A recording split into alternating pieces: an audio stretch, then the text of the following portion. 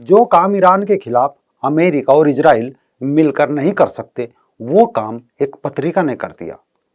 इस बार भी ऐसा ही हुआ। फ्रांस की प्रसिद्ध पत्रिका शार्ली हेब्दो ने एक बार फिर एक विवादित कार्टून छाप दिया, जिसके छपते ही ईरान के supreme leader Ali Hosseini Khamenei को डर लगने लगा और ईरान ने फ्रांस के राजदूत निकोलस रोस को बुलाकर कहा कि ये अशोभनीय कृत्य है जिसे बर्दाश्त नहीं किया जा सकता।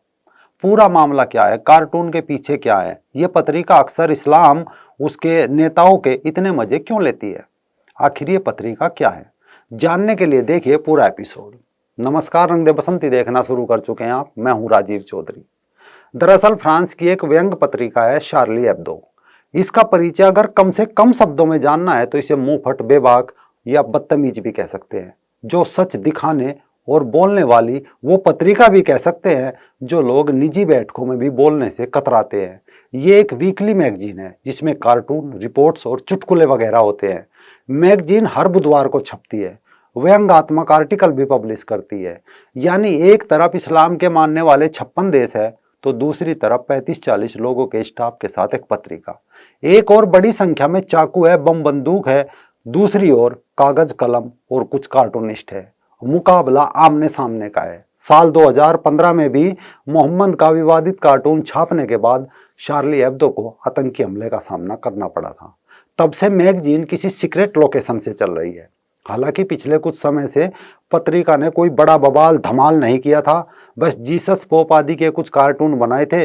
किंतु जैसे ही पिछले दिनों ईरान में हिजाब विरोधी प्रोटेस्ट चालू हुए तो पत्रिका एक बार फिर सामने आई और 9 दिसंबर 2022 को शार्ली हेब्दो ने अपने ट्विटर अकाउंट पर एक कंपटीशन का ऐलान किया। लिखा, अगर आप प्रोफेशनल कार्टूनिस्ट है तो अली खामनेई का सबसे मजाकिया और सबसे शरारती कार्टून बनाकर भेजिए। ये प्रतियोगिता ईरान में चल रहे हिजाब विरोधी प्रोटेस्ट के सपोर्ट में शुरू की गई थी। इसके लिए 300 से ज्यादा एंट्रीज भी आई। इनमें से कुछ को मैगजीन में जगह मिली, कुछ को नहीं। कुछ कार्टून्स तो क्रिएटिव थे। एक में अली खामनेई को महसा अमीनी के बालों के फंदे में लटकता दिखाया गया। एक कार्टून में खामनेई के आसपास लटकती लाशें दिखाई गई। इसके जरिए खुले में फांसी पर चढ़ाए गए प्रदर्शनकारी को दिखाने की कोशिश की गई थी। कुछ कार्टून्स में खामनेई को भागते हुए दिखाया गया था। कुछ कार्टून्स में यौन अंगों का भी प्रदर्शन किया गया। उन्हें यहाँ पर नहीं दिखाया जा सकता। यह कहो कि वो ऐसे चित्र है जिन्हें लोग छिपकर मकान के किसी कोने में जाकर ही देख सकते हैं। यानी शार्ली एब्दो में छपे हर एक कार्टून में अली खामनेई विलेन है, जबकि ईरान में उनका दर्जा राष्ट्रपति से भी ऊपर है। अली खामनेई ईरान के दूसरे सुप्रीम लीडर है। इस कारण ईरान पत्रिका पर भड़का हुआ है और फ्रांस को खुलेआम अंजाम भुगतने की धमकी दे रहा है। अब ना तो ये फ्रांस के लिए बड़ी बात है, ना पत्रिका के लिए, और ना ही ये कोई नई धमकी है। साल 2020 में भी अचानक फ्रांस की सड़कों पर बुक स्टॉल पर भीड़ लगने लगी थी। लोग लगे हाथ शार्ली एब्दो के नए अंक को खरीद रहे थे, क्योंकि पत्रिका ने उस समय तुर्की के राष्ट्रपति को महिला का बुर्का उठाते दिखाया गया। अगर साफ कहे तो तुर्की के राष्ट्रपति एर्दोगान, जो मुस्लिमों का नया खलीफा बनने की तैयारी कर रहा है, पत्रिका ने इस तथाकथित खलीफा का चित्र अपने कवर पेज पर दिया था, जिसमें एर्दोगन को अपने अंडरवियर में ड्रिंक्स पकड़े हुए और एक इस्लामिक पोशाक पहने हुए महिला की स्कर्ट उतारने का चित्रण किया गया था। उसी दौरान तुर्की में इसका खूब विरोध हुआ। इसे खलीफा की शान में गुस्ताखी बताया गया था, क्योंकि राष्ट्रपति का अपमान करना तुर्की में एक आपराधिक अपराध है। जब विरोध बढ़ा तो फ्रांस और पत्रिका से तुर्की ने माफी मांगने को कहा, लेकिन ना तो फ्रांस ने माफी मांगी और ना पत्रिका ने।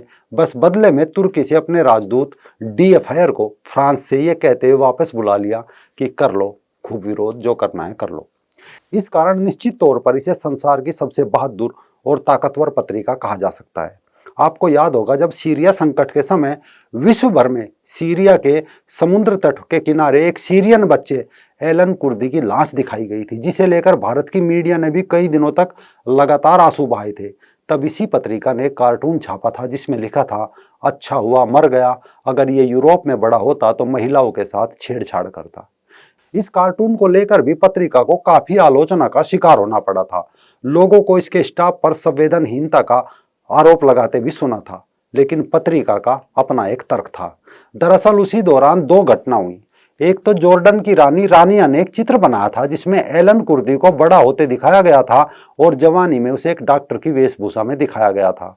दूसरा, उसी दौरान जर्मनी में 31 दिसंबर की रात को शरणार्थियों ने खेल खेला था। इस खेल को तहरुस कहा जाता है। मुस्लिमों के लिए मनोरंजन का साधन है।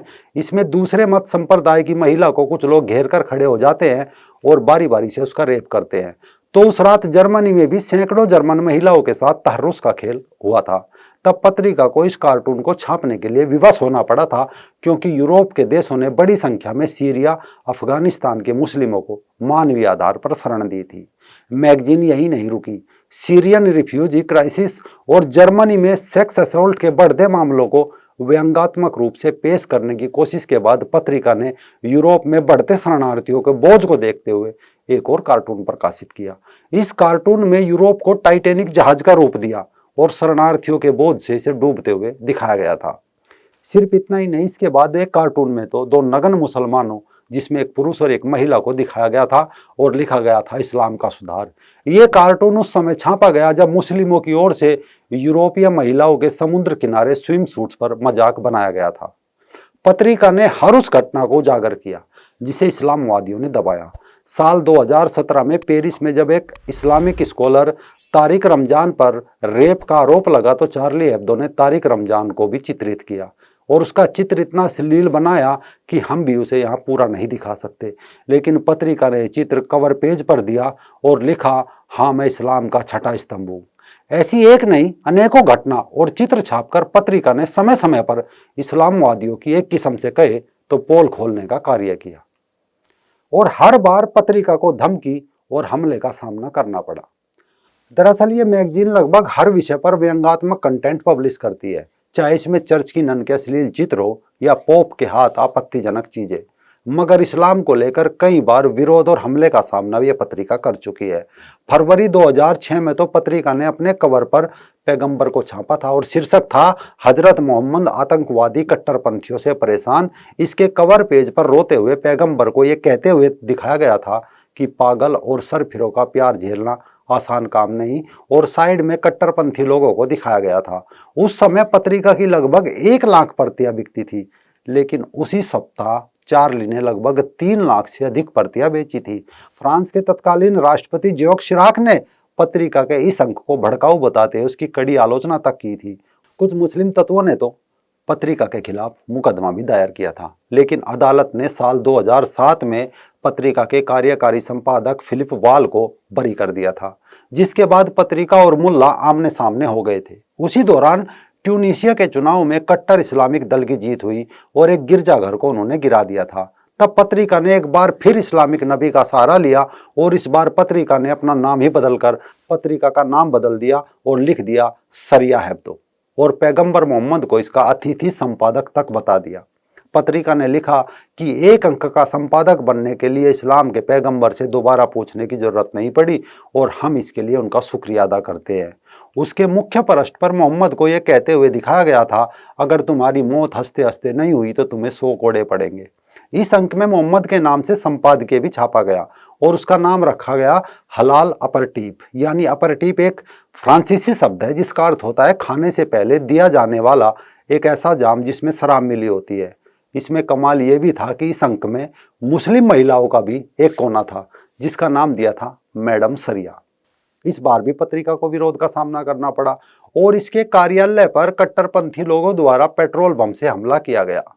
तब पत्रिका ने अपना कार्यालय बदल दिया और इसके कुछ सालों बाद एक कार्टून छापा, किंतु इस बार पत्रिका को मोहम्मद का कार्टून प्रकाशित करना भारी पड़ा और इसे अपने 10 कार्टूनिस्ट समेत 12 लोग खोने पड़े। इस हमले के बाद फ्रांस के तत्कालीन राष्ट्रपति फ्रांसवा ओलांद और इजराइल के प्रधानमंत्री बेंजामिन नेतन्याहू समेत दुनिया भर के नेता इस हमले के विरोध प्रदर्शन में शामिल हुए और हर किसी के हाथ में एक पोस्टर था जिस पर लिखा था, मैं चार्ली हूँ। इसके बाद मैगजीन ने कहा कि इतिहास को न दोबारा लिखा जा सकता और न दोबारा मिटाया जा सकता, ये इतिहास बनकर रहेगा, अगला कार्टून छपकर रहेगा, और कार्टून छापा भी। यानी पत्रिका आतंकी हमलों में अपने दर्जनों लोगों को खोकर भी अपने स्टैंड पर खड़ी रही। शायद विश्व भर में अगर कोई बहादुरी का तमगा है तो उसकी हकदार सिर्फ और सिर्फ शार्ली हेब्दो है। अब भले ही ईरान तमतमाए या गुस्सा हो, लेकिन पत्रिका ने ईरान के ताकतवर खामनेई का कार्टून बनाकर मजहब की एक बार फिर पोल तो खोल ही दी।